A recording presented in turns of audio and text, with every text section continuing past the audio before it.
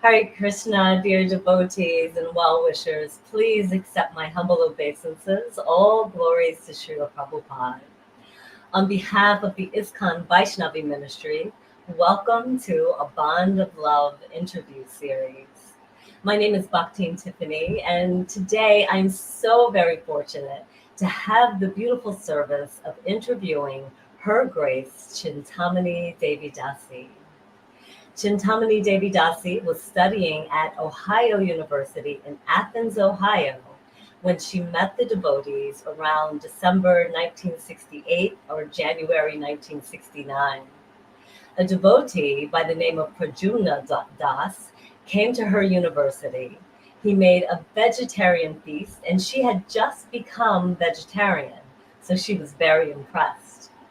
It was in a house with a few people, and he talked to them for a few hours. They ended up talking until 4 o'clock in the morning. The devotee started a preaching center in Columbus, Ohio, and she started going to the preaching center a few times a week. With the urging of Pradyumna Prabhu, she wrote to Srila Prabhupada and asked him questions about Jesus because she had been a Christian. She was also studying yoga under a couple of Dr. Mishra's disciples and was planning to go to his ashram in New York. Srila Prabhupada kindly replied to her letter. She got the first Bhagavad-gita, the periwinkle blue covered one, and that really convinced her of Lord Krishna. At this time, there were no deities in ISKCON. She had never seen a picture of deities or even temples in India, but she was attracted to yoga and meditation. She was there when Srila Prabhupada came to Columbus, Ohio, to join in a program with Allen Ginsberg in Hitchcock Hall. She got initiated on May 13th, 1969, and she was with Srila Prabhupada in Columbus and then in New Vrindavan for a total of about 6 weeks. It was the best time of her life, and she gets her strength just from remembering those times. So welcome, Chintamani Devi Dasi. It's so lovely to be here with you. I'm so grateful to get to spend this I'm time. honored to be here. All glories to Srila Prabhupada and all the devotees. So it's so wonderful to get to sit down with you. I'm so excited to get into these questions. And I'll start with the first one. My first question is, do you believe that it is important for the next generation of devotees to develop a personal relationship with Srila Prabhupada? I really do. But first of all, does everyone have this book? I have mine. I'm reading this book for the second time. You can get it on Amazon. It is wonderful, and I'm so grateful that Malati had the idea to get this book. Many of Prabhupada's daughters have left the planet that are in this book. You've got to read it, whether you're male or female.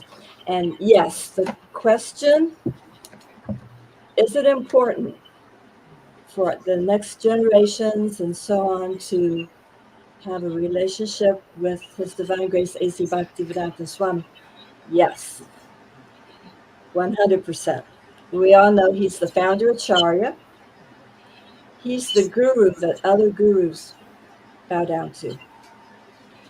He is empowered in a special way that we can have a relationship. Just like one of my friends, Durgakesh, that moved to Atlanta, she came at the tail end, so she wasn't initiated by Srila Prabhupada. She's very attached. Whenever I call her in the background, I have said, can you turn it down a little bit, because she's playing Prabhupada like all the time. And we can actually have a relationship with Srila Prabhupada. It's not like saying, oh, I have a relationship with Taylor Swift or some famous person. Srila Prabhupada isn't limited to time and space. So we should pray to him, like Tiffany, you were saying, that you pray to Prabhupada and you can feel his presence. These last couple of weeks leading up to this interview, I've been thinking of Prabhupada and my memories of him, and reading this book for the second time. It's a blessing to be remembering Prabhupada so much even more, that I can say from experience, wow, the more you remember Prabhupada, the more blissful you feel, and you can feel his presence very strongly. Yes, I so agree. And why do you think it's important for those of us who did not meet Srila Prabhupada? Why is it important for us to develop a relationship with him? He's the Shiksha Guru of all of us. And if you read the Chaitanya Charitamrita, sometimes the Shiksha Guru is even more important in the disciple's life. He is also what holds us together as ISKCON. Otherwise, it could just splinter into so many different factions, Mhm. as time goes on. And he will never let us down. There's so many gurus now, I don't know most of them. And unfortunately, some that I did know in the past did end up leaving. They were very advanced, but once you get in a position sometime with people bowing down to you all the time, if you have a weed of wanting followers or prestige, sometimes you can become proud and then fall down. Maya is very strong. The more we try to become Krishna conscious, the more Maya is interested in trying to get us in some way or the other. So, but Prabhupada is present in his purports. Just praying, like you said, praying to Srila Prabhupada. We can have a relationship. All of us can have a relationship. Yeah. Yeah. So, how did Srila Prabhupada provide protection for you and other Vaishnavis, women in the movement? So many ways. Well, we used to have brahmachari ashrams everywhere. We don't so much now. That was a fully immersive Krishna conscious situation. For some reason, we don't have those now, but that was, I felt protected when we did have those. He gave us the holy name of Krishna. And just like that story I told you about the dog that was coming to attack me, Yes. and I started chanting, and the dog turned around and went back in the fence. So I feel that the holy name is protecting us. The more we chant and remember, the more we're protected. He's protecting us by giving us the regulative principles. Mhm. Now, a lot of people go through periods, myself included, like, oh, it's so strict and it's so difficult, as we sometimes may go up and down over the years. But these principles protect us from the gate to hell. Lust, anger, and greed is the gate to hell in the Bhagavad-gita. And Prabhupada gave us the highest teaching. If he didn't give us the highest teaching, how could we keep making advancement? Because we wouldn't know the highest teaching. Is my sound coming okay? Do you hear an echo? No, you're fine. Okay, Fine. thank I you. just want to thank you for, reminding us about the four regulative principles actually protecting us. Yeah. It's so very true. As you said, it protects us from lust and greed and, getting ourselves into any kind of trouble. I mean, gambling and alcohol, intoxicants and, meat eating just isn't even healthy for you. So There's so many ways that those principles protect us as devotees. And I'm so glad that you pointed that out. Thank you for sharing that. Yeah. So, what is your favorite memory of Srila Prabhupada? I know you have a few of them and some good ones, so please share them. Actually, when a devotee opened the temple in Columbus, it was only one devotee, Pradyumna. Hayagriva was around. I guess I never saw him, so I only had met the one devotee.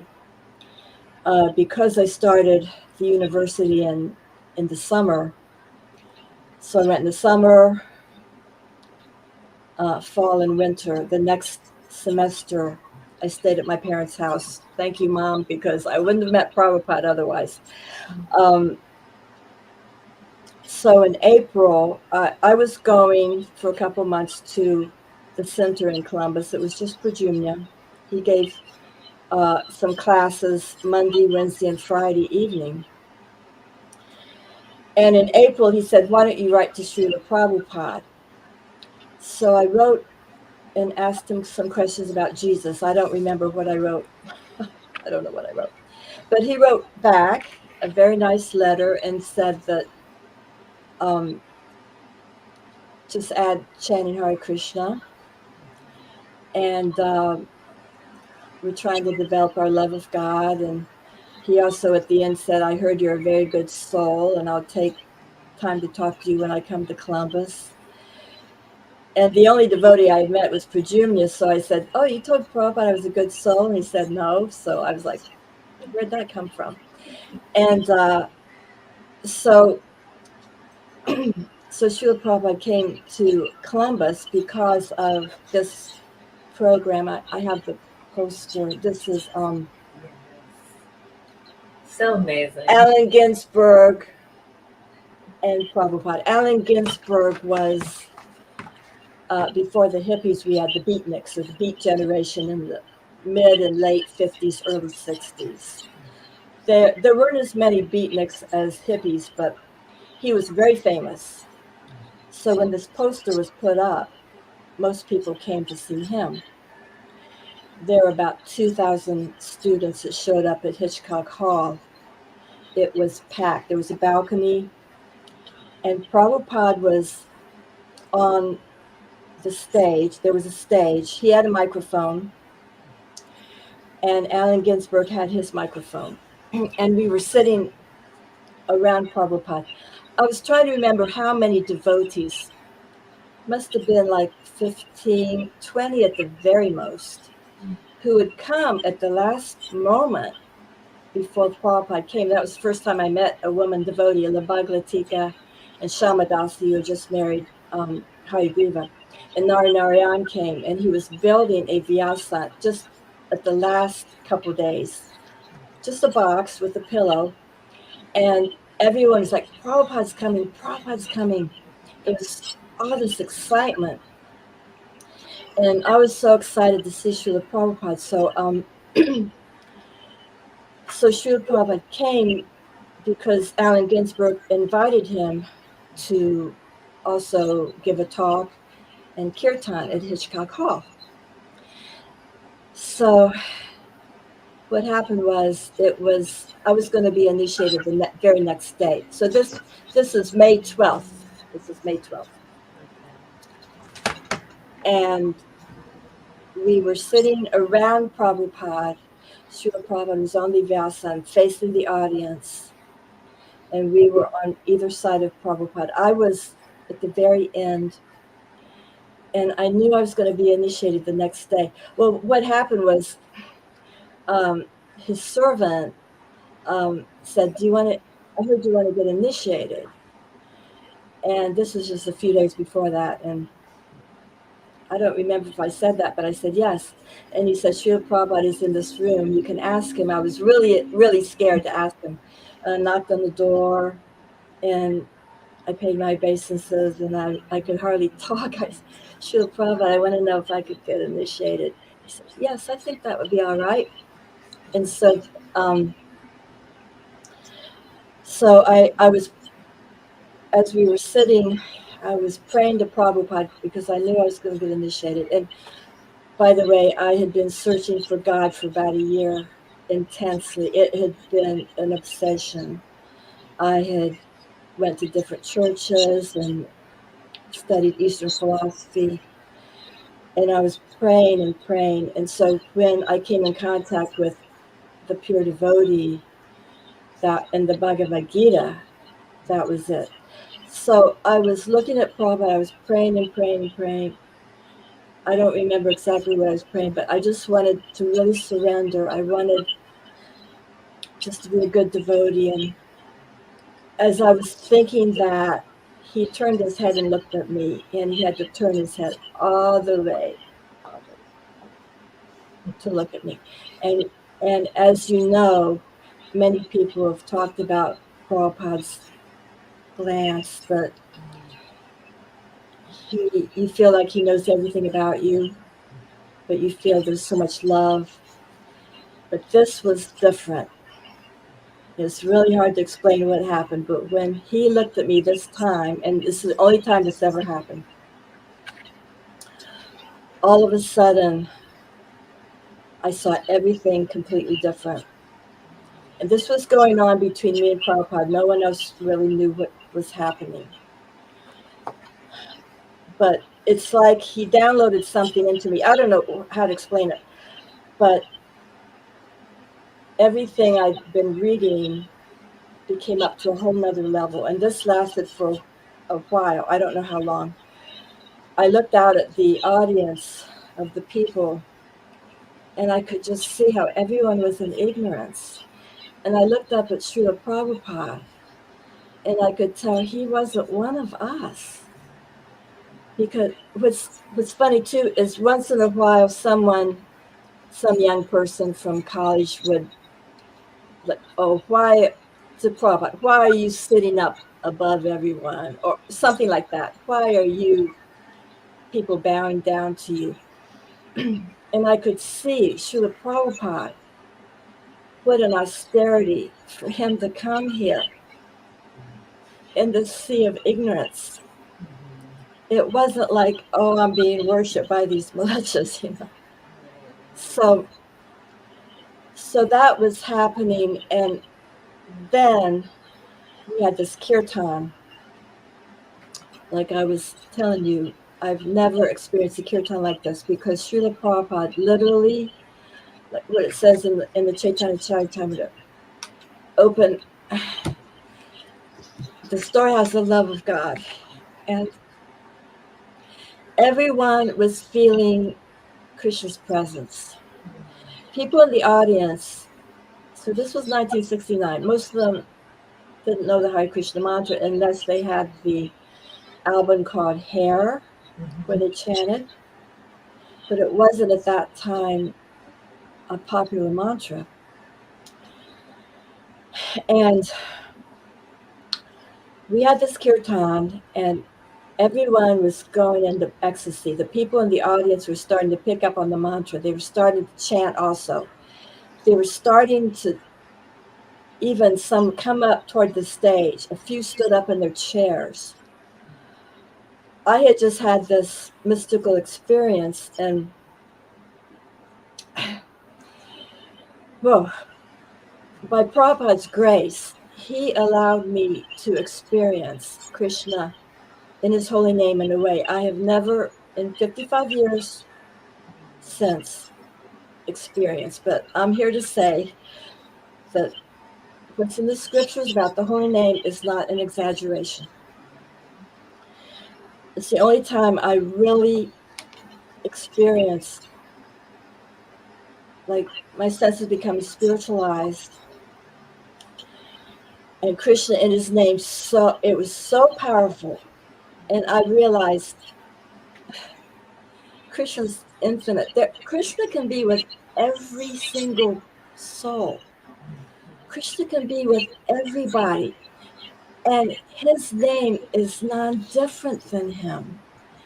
And it is so blissful, it's almost too much to handle. I mean, I hate to complain about too much bliss after all these lifetimes in the material world. Yeah. but I was shaking all over, and I thought, this is Krishna consciousness. I'm a new devotee. I'm like, wow, this is amazing. Even Allen Ginsberg grabbed his microphone and said, something like, I've never seen so many people jumping out of their skins. Prabhupada stood up on his vyasana, and he was dancing, like when you bend your knees up and down, and taking flowers from his garland. He was throwing them in the audience. And people that were chanting for the first time were trying to grab the flowers. Well, it was amazing. So that is one of the things that happened during that 6 weeks of being with Prabhupada that I can never forget. Such a beautiful, beautiful story. Yes. And of course, I mean, everything you said, of course, because Srila Prabhupada was a pure devotee. It's so beautiful. And you're so, blessed to have that experience. You mentioned something else that, you had been looking for God for such a long time. And I hear that even today, I hear that from newer devotees who say, I've been searching and searching. If anyone has read A Journey Home by Radha Swami, same thing, just searching and searching. And once you come to Krishna consciousness, everybody seems to know that this is it. We found it. Our search is over. Yeah, I felt like, well, I was praying to Jesus, but I had questions also about aliens before my time. Aliens, ghosts, different things. And the last thing I became was a Mormon, because the Mormon church opened at the end of my street. And you had the two boys come with bicycles. Yeah. And they put the fear of God in me. And I became a Mormon for a while, but then I went to the elder and he couldn't answer my questions. So I was still looking, and I was praying to Jesus because once I read the Bhagavad-gita, for instance, how in the Bible I'm a jealous God, and then Krishna in the Bhagavad-gita, I'm not envious of anyone. In the Bible, you can go to hell for eternity. Well, we know there's hell from the Bhagavatam. Also, the Garuda Purana goes into detail.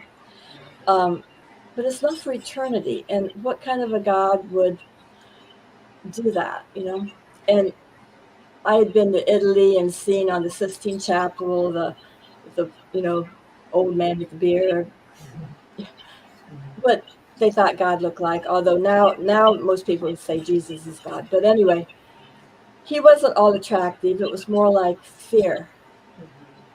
You don't want to go to hell. You better straighten up. But then Krishna was so attractive. Now, the first time I saw Krishna, Pradyumna had gotten a poster from India. He was putting it up, and I said, "Who's that?" He said, "That's Krishna." I was like, "That's Krishna?" It was the Gopal Krishna, where he has his arm around. It looks like a deer, but it's a baby cow. Because Prabhupada said the mother cow is looking very content because the baby calf is with Krishna. And I said, "Oh, that is Krishna." And I felt something like love at first sight when I saw that picture. And like I said, I put $5 in the envelope. I sent it to India to Brijbasi posters. And I said, "Can you send me a poster of Gopal Krishna?" And they sent 4 different posters back, different ones, but not the one that I wanted. But Radharani wasn't in any of them. I didn't know anything about Radharani till later. So yeah. Did you want to share any other stories about Srila Prabhupada? If you want to hear them. Yes. Okay. Yes, I think lots of devotees are appreciating your stories in the comments. So please. This is I'll tell when I was going to New Vrindavan for the first time. Actually, I was in the car. I couldn't wait. We were going to New Vrindavan for the very first time. It was 1969, not 1968, like it's misprinted in a couple of books.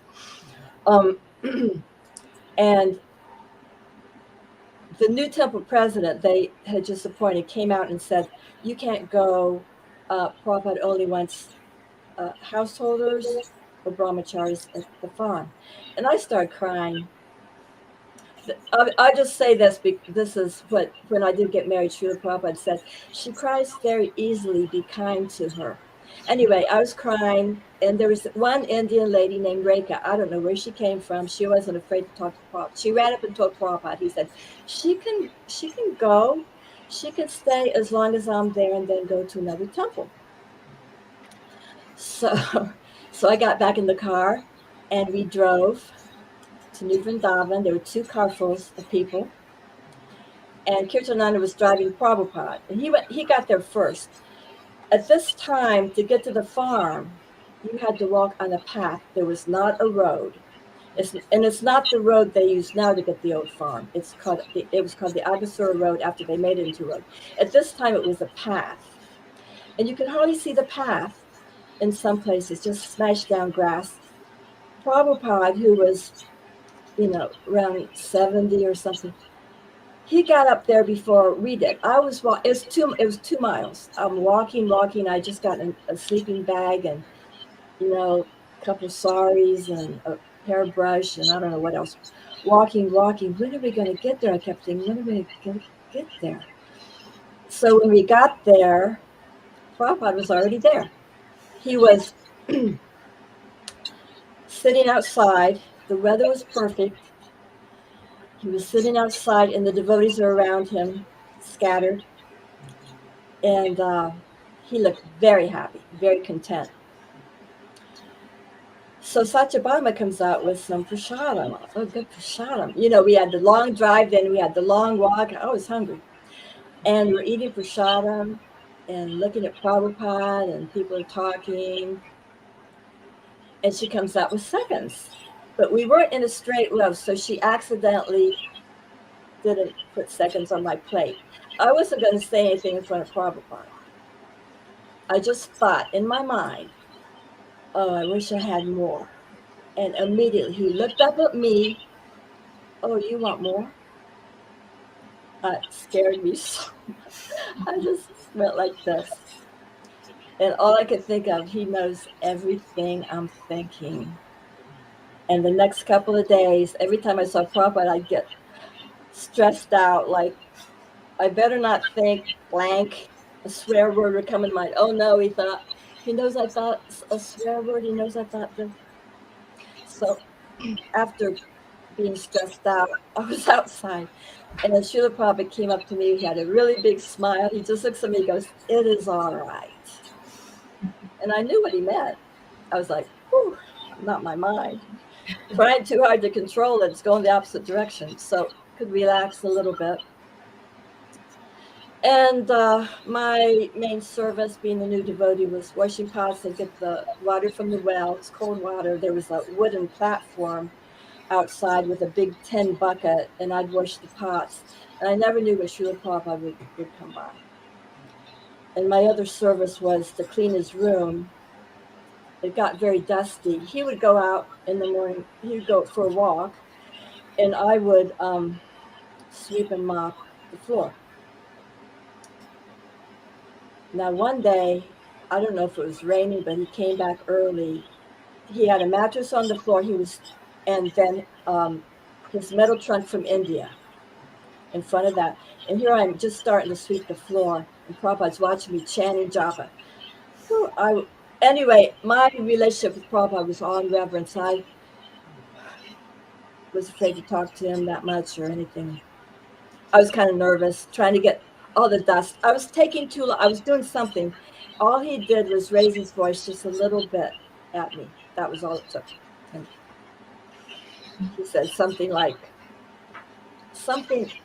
don't remember the exact words, but it was something like, what are you messing around for? Why don't you use a dustpan?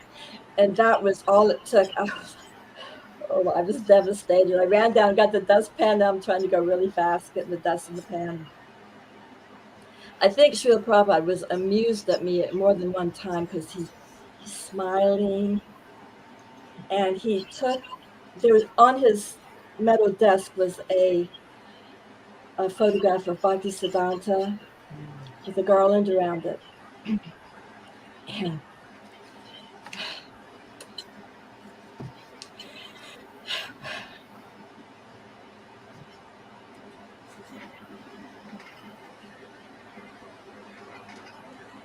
Krishna, Krishna, help me not cry. Anyway, he took the garland and held it out to me, and he said, "Here, this is from Krishna with blessings." And then I was really crying. He said, "Isn't it all right?"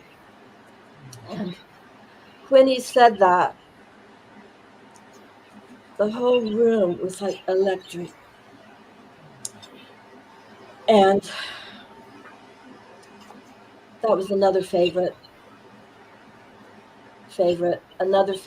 jumping way ahead because there's so many things I don't have time to even talk about. But when I was in Japan, what happened was,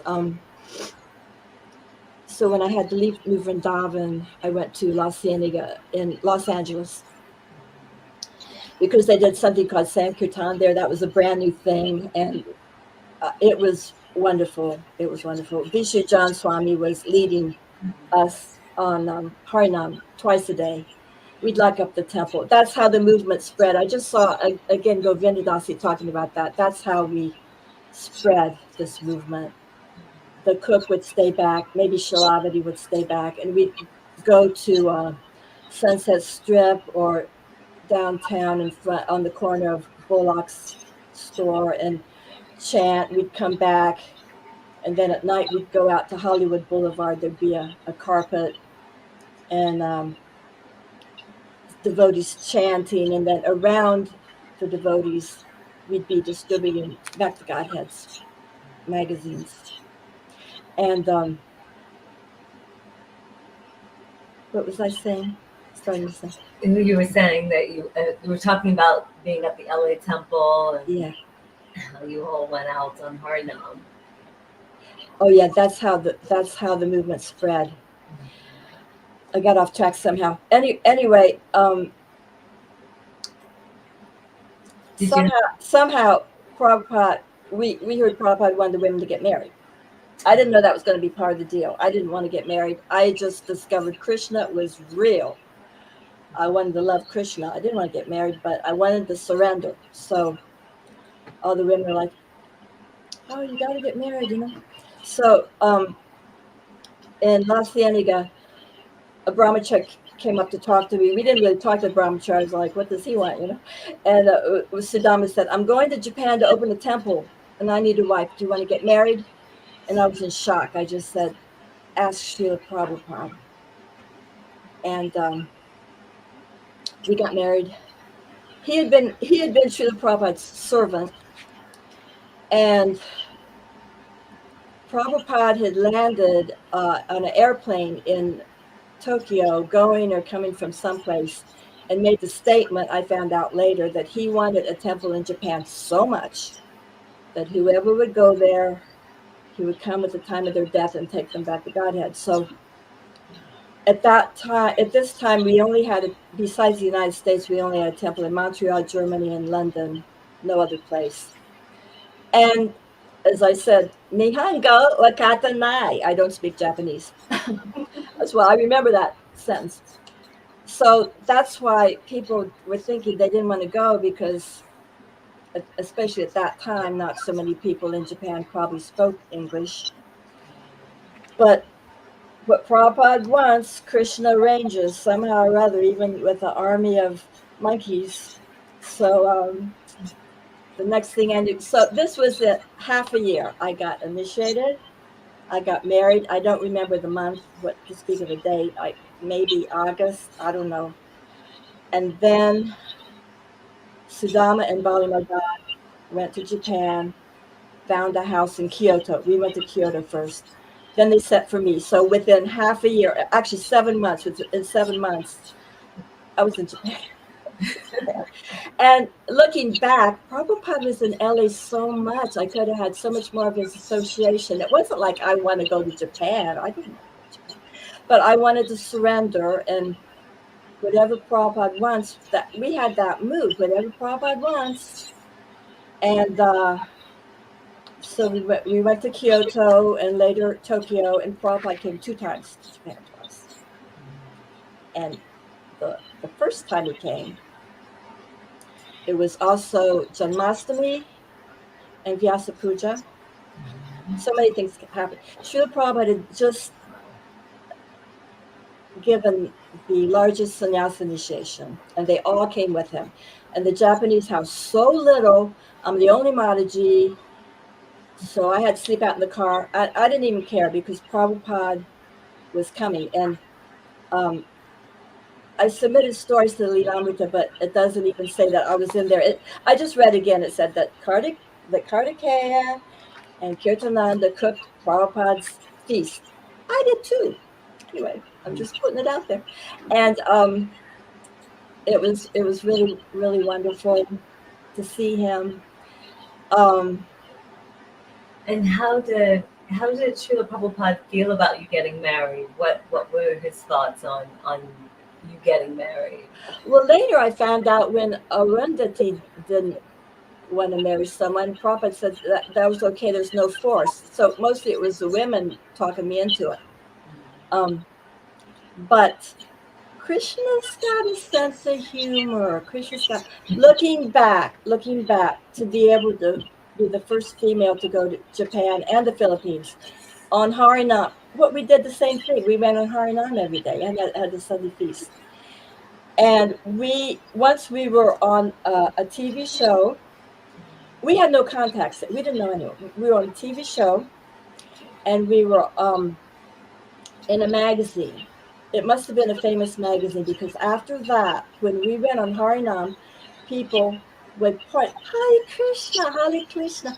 They'd point, they would look at me because Westerner with a sari, and then I had Japanese socks and Japanese shoes. They thought that was really funny. For some reason, they'd like look at my shoes like, ah.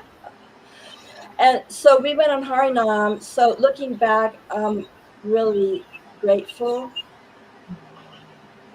And then Srila Prabhupada came twice, and Sudama was good friends with Tamal Krishna. Tamal Krishna came, and Madhavisa, Devananda, Kartikeya, I can't remember. There's another one. Kirtananda. Kirtananda was 13 years older than me. He was the only one that would talk to me. I'd be in the same room with the sannyasis. If they had to say, they'd say, tell your wife such and such. So, but I didn't really care. Prabhupada was there. I got to get my second initiation, and but anyway, Sudama started thinking about taking sannyas because Tamal Krishna was going to take sannyas. They were good friends. The second time Srila Prabhupada came was in 1972, jumping ahead. Sudama comes out one day and says, I just asked Srila Prabhupada if I could take sannyas. I didn't even have a clue.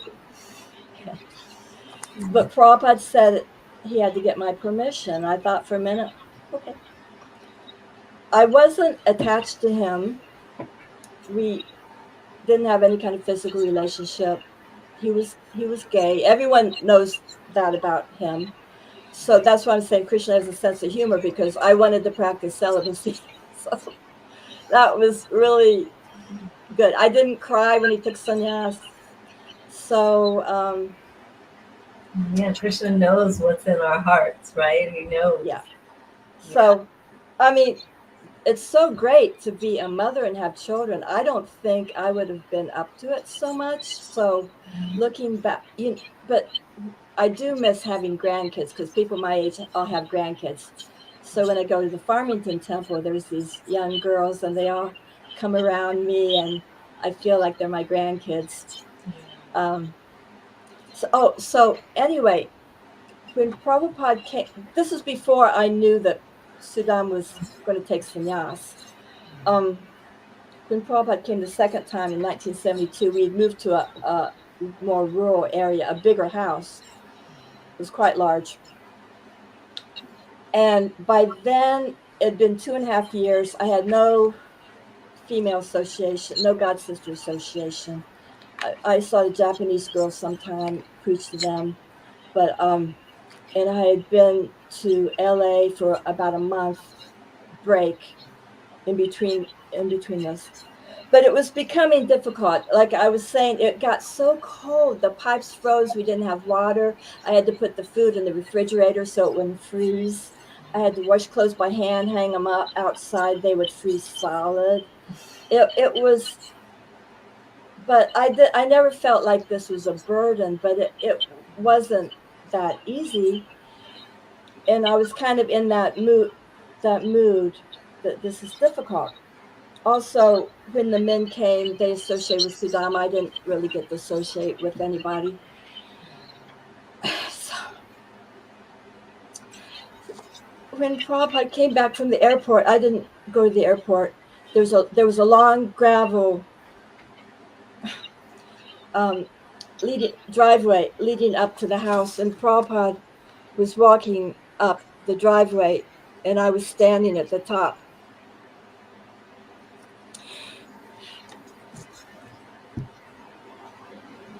Sorry. And when he saw me, he said, Chintamani, Chintamani, thank you very much. And immediately I felt like I could stay there forever. And you may hear this from other people. Maybe they had a problem and they would go, maybe to talk to Prabhupada or for a darshan. And then once you're around Prabhupada, you feel like everything's fine. Yes, I've read that. Yeah. Anyway, just remembering, it's touches your heart. Prabhupada didn't see like, oh, you're black, white, women, men, young, old. No. What is your sincerity? That is the reciprocation. And still, even if you, like so many of the women, in this book, they maybe had 1 second association. Some of them didn't even have that. That doesn't make any difference. If you're sincere about following Prabhupada's teachings, there's going to be that reciprocation. Yes. I was fortunate to get to experience, especially when I first came to Krishna consciousness, just how the more I applied myself and the more I, tried to surrender, I can't say that I fully surrendered, but the more I tried to surrender, the more that Krishna showed up for me. And yes, especially Srila Prabhupada, he's so merciful, so merciful. After Prabhupada left the planet, sometimes it was difficult. So I had my ups and downs. And I've wasted a lot of time. I've messed up. I've taken ayahuasca. So I'm a total neophyte. But now that I got sick in India about 10 years ago, I've never totally recovered. It developed into other things. Now that I know I'm not going to be around a long time, just getting older too, not going to be around a long time, makes me more serious. So I make myself get up and chant early, because for a while when I was sick, I wasn't getting my rounds done. And when you get initiated, you never even dream that one day something may happen, that you're not following this, or you're not chanting, or you just wouldn't dream something like that would happen. But sometimes life happens, things happen that shake us up, or something happens, like when my friend Ladini got murdered in Africa. Sometimes things will shake you to your core. I'm just saying that things like that happened when Krishna was on the planet. Draupadi's sons were killed. Look at teachings of Queen Kunti. Prabhupada came and told us this material world is a dangerous place. Just because we're devotees doesn't mean things won't happen. Things will happen. The world right now is in a precarious situation. How much longer can Krishna keep all the bad karma from cow slaughter, abortion. People are just wanting to go to hell. I want my rights. Oh, it's because if people were taught of the consequences, people killing their parents now, parents killing their kids, leaving them in the car, forget. It's really crazy. And like Govinda Dasi was saying, Prabhupada said there might be a war in 50 years. It's been 50 years. How long can Krishna hold back all this karma? Because they want to start the draft again. They're going to vote on this fall, just like in Vietnam. There's a lot of evil people. Being sick all these years has given me time to do a lot of research on what's really going on this planet. It's much worse than most people can even imagine. And there's a lot of people that want war, and there's a lot of evil people in politics in every country. So we shouldn't think, oh, I'm going to wait till I'm old to get serious. Getting old, birth, death, old age, disease, everything becomes difficult. Everything. Going up the stairs. I had to give up my Raj Bhoga cooking. I cooked Raj Bhoga for years. And now if I just make one thing khichdi, I'm completely exhausted. Sometimes I'm too tired to wash the pot. So what we need to do while we have strength is try to get serious about our Krishna consciousness as much as possible. And Krishna is non-different than his holy name. If possible, get up early and chant. I've been getting up early. No one knows. No one tells me to. No one knows if I do or don't. But I've been making myself, because the Brahma Muhurta hour is very powerful. And I am feeling, again, a revival in my own Krishna consciousness. I'm in a position, there's no women God sisters here, and they've all moved. I don't have that association. But I just saw a picture of one of my, after Prabhupada, Vishwanath Chakravarti Thakur, his commentaries I love. And I just saw a picture Srinanda showed me where he used to chant. There was this hole with a ladder going down. And he would chant. I mean, some of them chanted in the latrine or in a cave, because some people think you've got to chant with other people. Actually, my best japa now is chanting by myself. I don't, because your mind starts thinking, oh, I got to tell this person this or do this, and focus. And the mind, which is always thinking of things, right? When you really are praying Krishna, Lord Chaitanya says, I have no taste. In the Shikshastika, that's normal. We do Vaidhi Bhakti. We practice until we get the taste. And by practicing and showing Krishna we're serious, when we chant, try to hear. And then your mind, my mind's going all over. Then the mind just comes and you can hear. And that's why we have to read Prabhupada's books and read the Krishna book. And you read Krishna's pastimes. And then when you're chanting, you'll think Krishna did this and he looks like this, and it's just incredible. And then you start getting the taste more and more.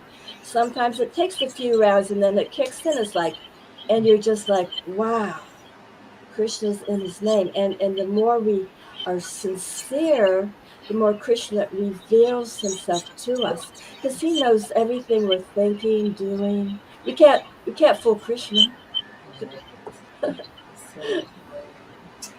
So you already shared some of the mystical experiences that you had when you were with Srila Prabhupada. But what did you feel when you were with him? What was that like, being in his presence? For me, my experience is a little bit different, I think, because a lot of people feel more connected to Prabhupada, but actually those 6 weeks, I felt the most connected. I felt the most realization at that time. I was in bliss 24 hours a day that entire time.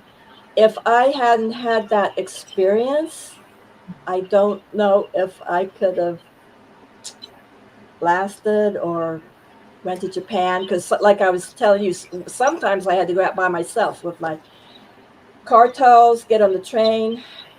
The busiest street in the world is in Tokyo. There's so many people. And sometimes, not that often, but I have to go out by myself, chant. Big crowd would come around. They're just looking. I had a few sentences memorized. I start speaking in Japanese because he had the. I don't even have a copy of that. I don't have a.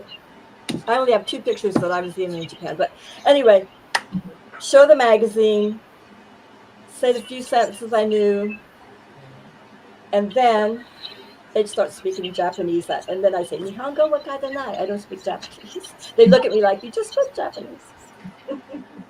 And I was also one thing we used to say, Krishna provides. I needed saris, no way to get any saris in Japan. Actually, I found out they do make some saris in Japan, but no money. And I was getting holes in my sari. And I was out on Harinam. This Indian lady comes up to me. And I didn't know. She says, do you need any saris? And I said, yes.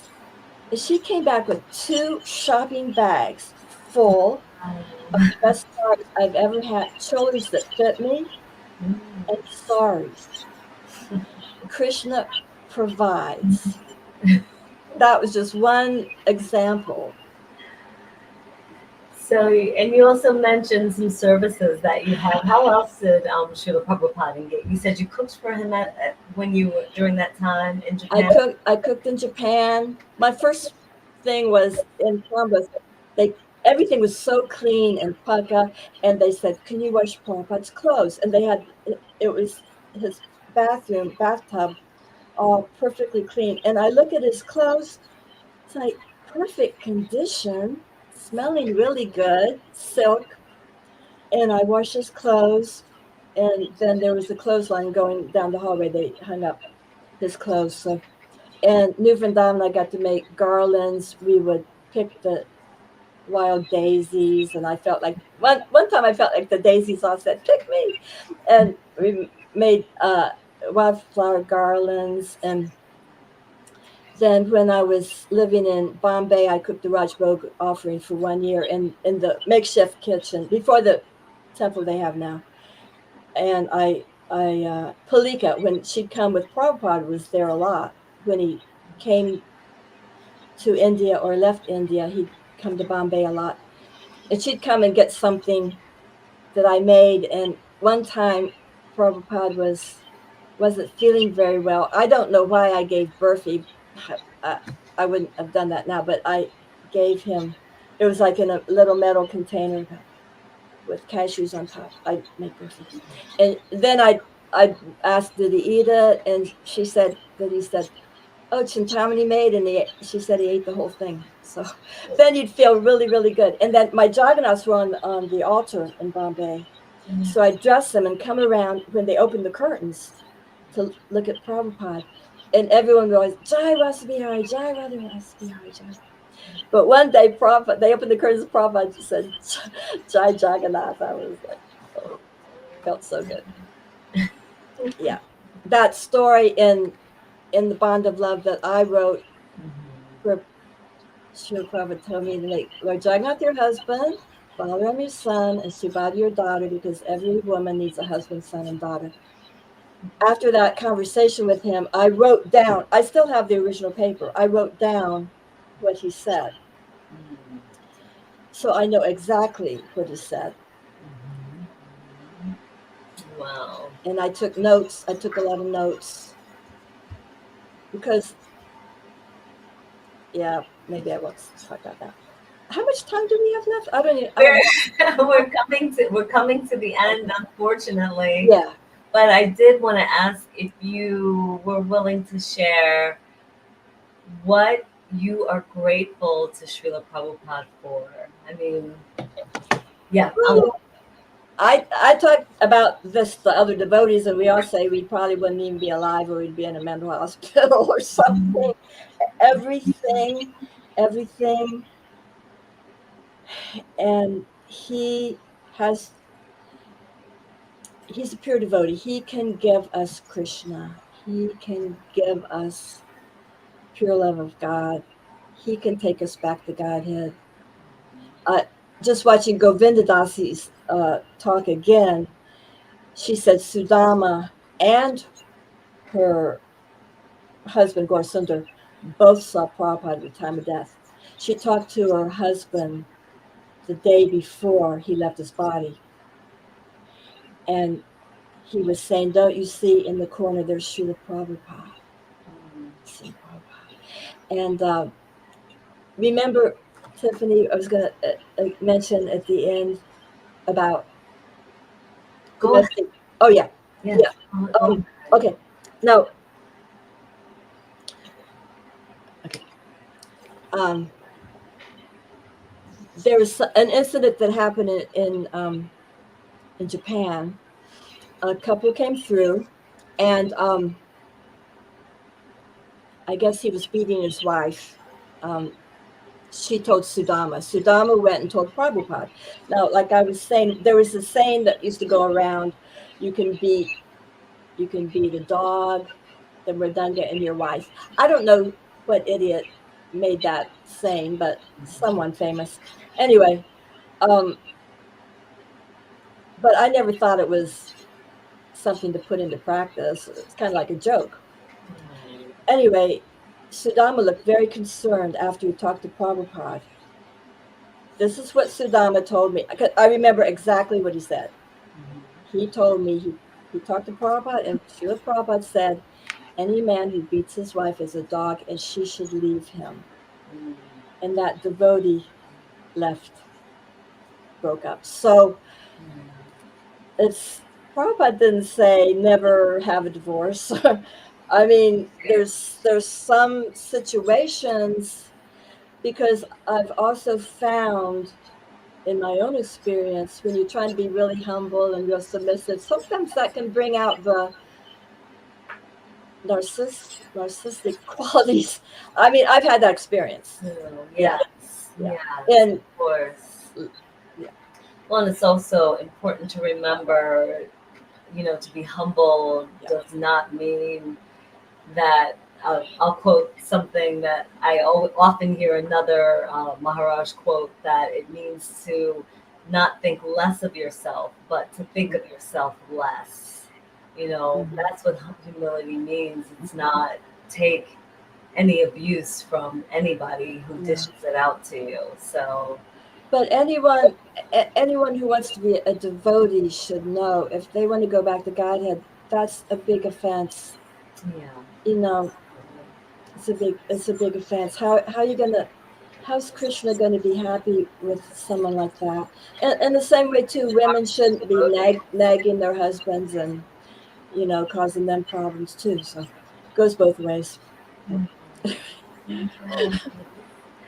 Well, thank you so very much, Chintamani Devi Dasi, for taking this time to speak with me. I'm so grateful for your association, and I look forward to having more of it in the future.